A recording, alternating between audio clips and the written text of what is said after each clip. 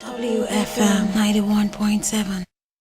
Implication of scrapping age limits for youth. Now, if you have been following the news, you will know that this is something that the Senate discussed just last week.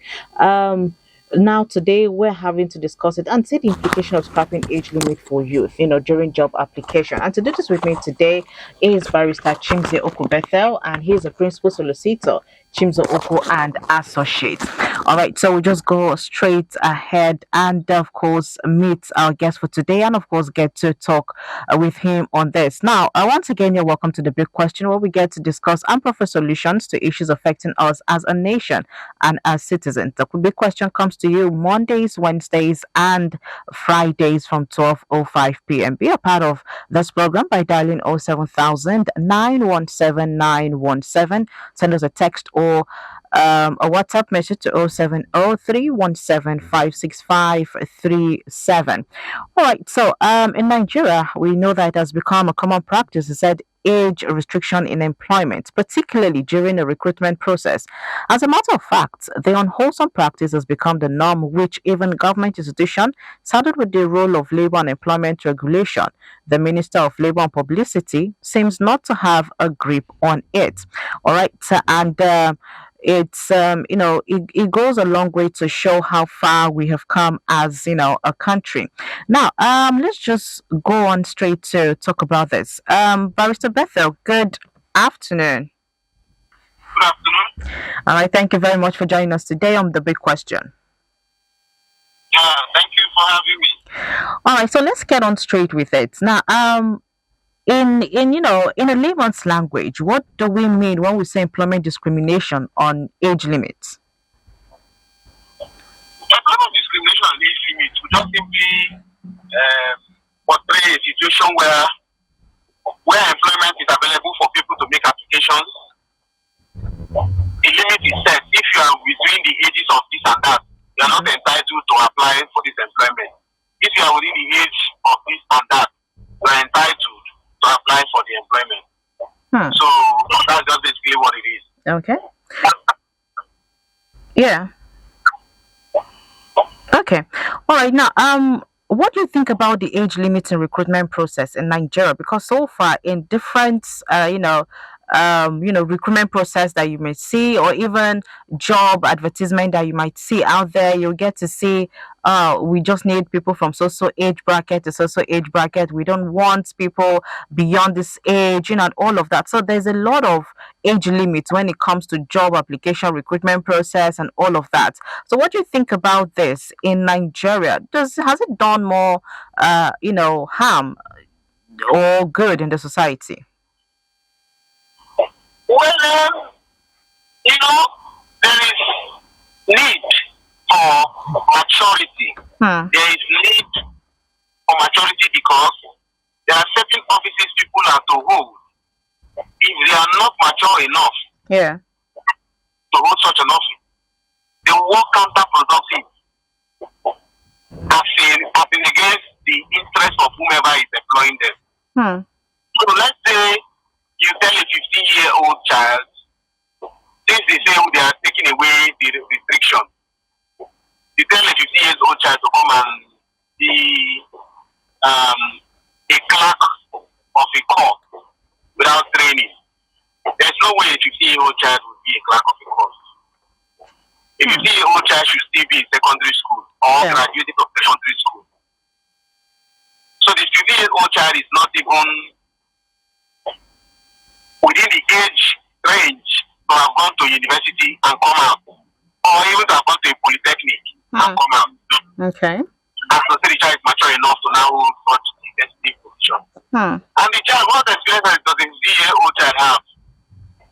As to start interfacing with lawyers and reading through documents that the 15-year-old child may not even be well developed in mind as to understand the complexities of what is required in the court system.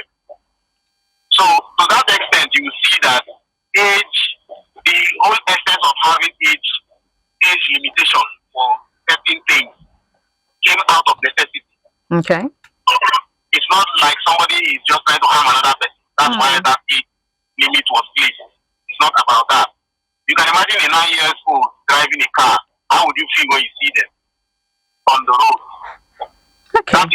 That takes us back to the reason why there is need to have age limitations. All right, but don't you think that maybe with this reason you have given, we have taken double board because with the kind of educational system we have right now and how we get to, have a lot of graduate out there without jobs, and before they be able to secure jobs, it will be probably way after they must have finished their service year before being able to secure a job, and by then you'll get to see that okay, the age bracket or the age range for accessing a job right now, it's probably between the age of 25 till maybe 29 or 30. Highest to get to here is maybe 35. And we have people who are more than these ages who have not yet been able to secure a job. So, how does this get to affect them? Because going by the reason you gave earlier, yes, it's a good thing when you get to look at it from there. But beyond that, don't you think it's doing, more harm? Well, the whole idea behind why Senator Abamaru came up with this Senate, the floor of the Senate, is just exactly what you said. That's the whole reason why. It feels like we are having a lot of unemployed people in the country. So, the jobs available, they cannot be denied having the opportunity to make their own application and go for interviews and all that. And if they pass, they go ahead and get the job. Now, where I ask them is this. The idea is fine. My only problem with the whole thing is, how would you say a private company would now compulsorily hire somebody that is not within the ideology of the company? Every company runs on an ideology. You can have this law and implement it in the federal and state civil service. It's fine. But when you start telling a private person, like me, a lawyer who is running a law firm, now tell me I must employ somebody who is 40 years to be my secretary. And I don't want a 40-year-old person as my secretary. You can tell me that. But in a government establishment, you can do that. But this bill is seeking to go across board and say both private and public sectors must do away with age limitation. There are certain things you want somebody to do for you, and you need a young person to go ahead and do such a thing. You don't need to bring your father to come to your office and be working for you. Your father who is not in the jet age, somebody who doesn't understand what you call the internet age. So how would you are going to be paying somebody salary that cannot satisfy the purpose of which you employed him or her, based on the criteria you have set. And the criteria you are setting in your firm is because of the kind of service you want the person to render to you. And somebody that is 40 years cannot do that for you. So what do? Okay. Why are they putting us in a quagmire? You can't make that kind of law and tell a private individual to follow that. It's not possible. Okay. All right. So now, what do you think is the way to go? It's fine. The way they are going, the idea that brought about the whole bill is nice. It's nice because Abamoro was estimating somebody finishing NYSC at the age of 30, and then the job application, they are saying you must be 25. So, somebody who has now finished all that the person needs to finish, and then it's now right for job in the federal, either the federal civil service or civil service, and then they are telling you cannot get this job because you are above 30 years.